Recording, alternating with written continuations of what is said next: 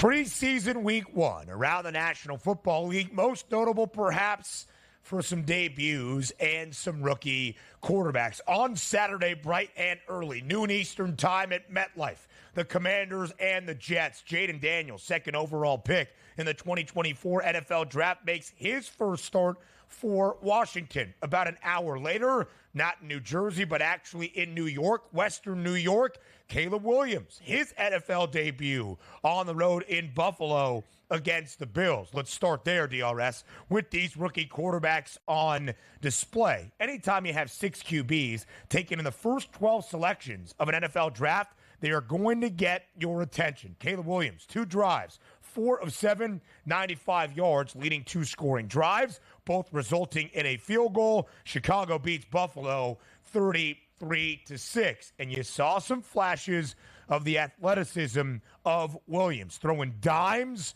on the run. Have to like what you see out of Caleb Williams in Chicago to start.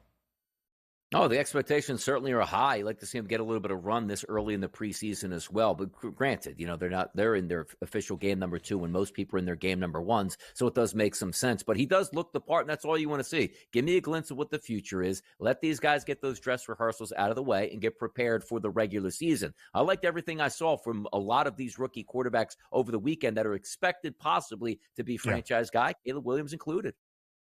Absolutely so. Jayden Daniels only 1 drive, but led an 11-play, 70-yard touchdown drive against New York. He was 2 for 3 through an absolute dime down the right sideline to De'Ami Brown. That looks the part, 45 passing yards, and then capped off his only scoring possession, bringing it into the end zone himself for his first rushing score as a member of the Commanders.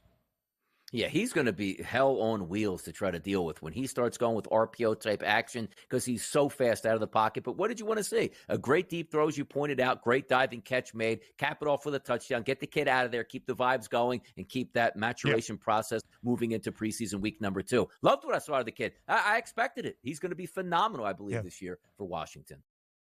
A little bit of movement as well in the odds to win NFL Offensive Rookie of the Year. Caleb Williams remains the short favorite at plus 140. Daniels and Marvin Harrison Jr. had tied for the second best number at 7-1. Now it's Daniels by himself, 6-1, and MHJ moves back by about $1.50 to plus 850. Jayden Daniels looking the part. They have instilled the confidence in him in Washington. Dan Quinn quick to name him the starting quarterback for the Commanders. Not the case in New England. Drake Maye, only 1 possession, 2 of 3 for 19 yards on Thursday night for the Pats. On Friday night, Michael Penix Jr. played a ton for Atlanta, 9 of 16 for 104 yards.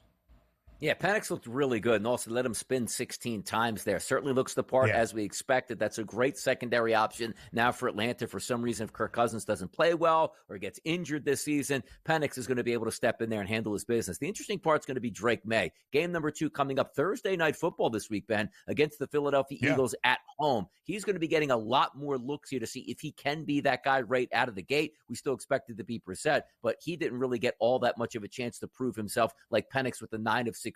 So I'm looking forward to see him against the Philadelphia Eagles. So again, that's game number 2. That's dress rehearsal. We're going to see guys play for a full half. No, but you're going to probably see the starters play for 1 quarter. And I'd like to see Maye get the start there to see how he handles that first quarter.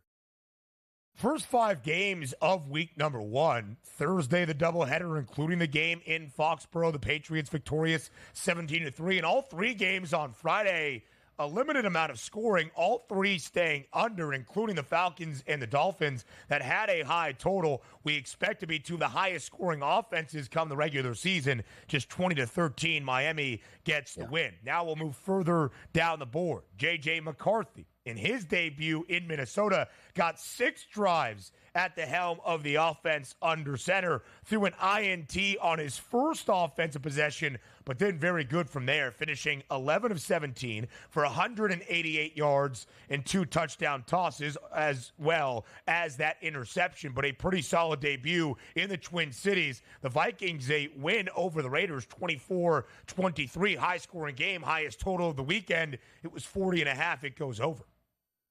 Yeah, by the way, J.J. McCarthy throwing those long touchdown passes. They had Justin Jefferson mic'd up on the sideline, and he was enjoying those passes, even though he wasn't catching them in that preseason game. So then as we start to take a look at the depth chart in Minnesota, come on now. J.J. McCarthy was drafted high. He's supposed to be that guy, supposed to be the leader of men. Just let him go here. Keep him in game number 2. See if he can progress there. He should be the week 1 starter. I don't hear anything about Sam Darnold's had a great camp. Nonsense. You drafted this guy to be your starting quarterback. Let him be your starter from day 1.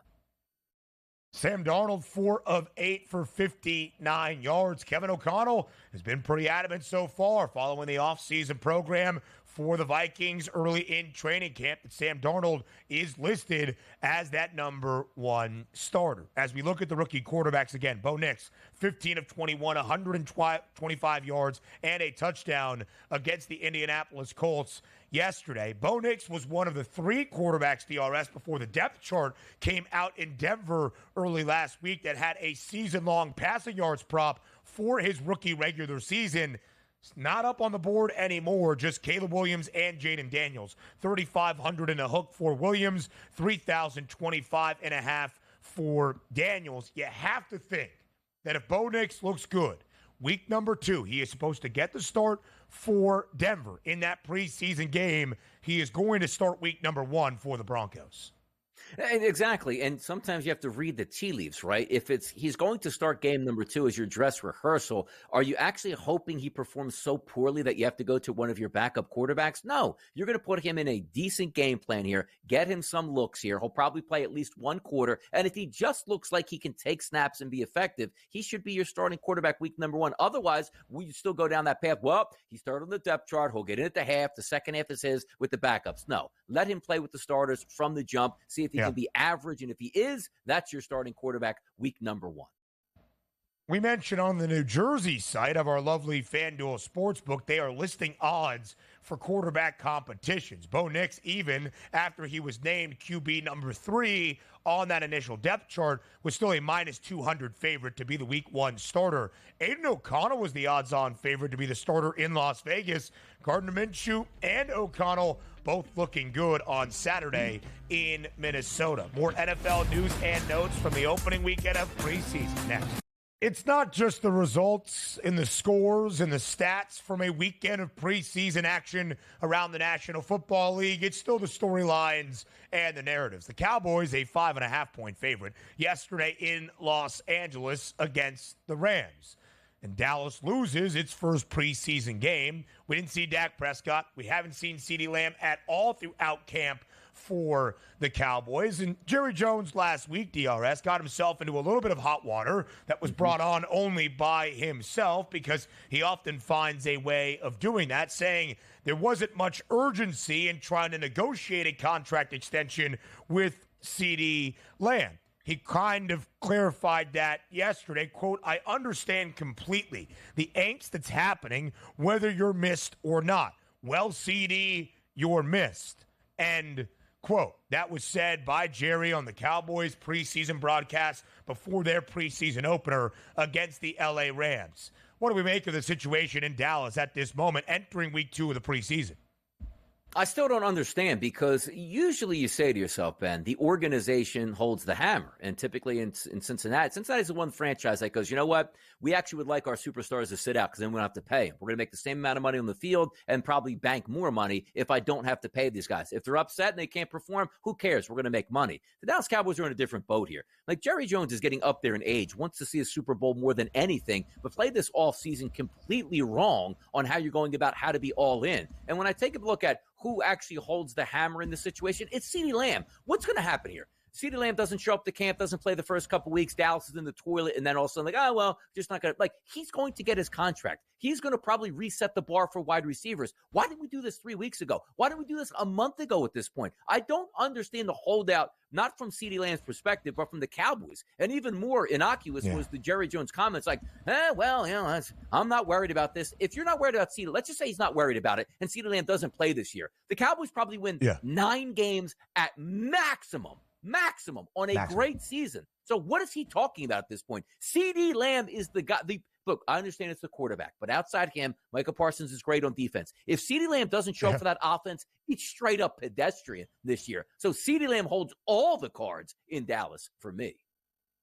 And everybody else is gone. Ezekiel Elliott, or actually back in Dallas somehow, some way, but not the guy that he used to be. Tony Pollard is gone. Rico Dowdle is your hope for this offense. CeeDee Lamb is the most important piece outside of Dak Prescott, who, oh, by the way, also has not been paid by Jerry Jones and is playing in the final year of his contract. So where is leverage exactly? Where is the power in this situation? Jerry, I guess, is trying to make a point that it resides in the front office at the Star. Hey, Jerry, it doesn't. If CeeDee Lamb doesn't play, or even if he does and he's unhappy, he's walking next year. You don't have a head coach lined up for next year at this point, nor a quarterback, and you still haven't won a Super Bowl since 1995 or even reached the NFC Championship in that span as well. Don't understand what is happening in Dallas. Would never bet the Cowboys postseason prices to win an NFC championship or a Super Bowl until I see them play in an NFC title game. And I'm starting to worry, DRS, about their win total of 10.5, where the over has the juice, because the Cowboys are good in the regular season. They've won at least 12 games each of the past 3 years in 2 divisional crowns in that span. Not really feeling that overwhelming confidence that Dallas will be back in that spot this year.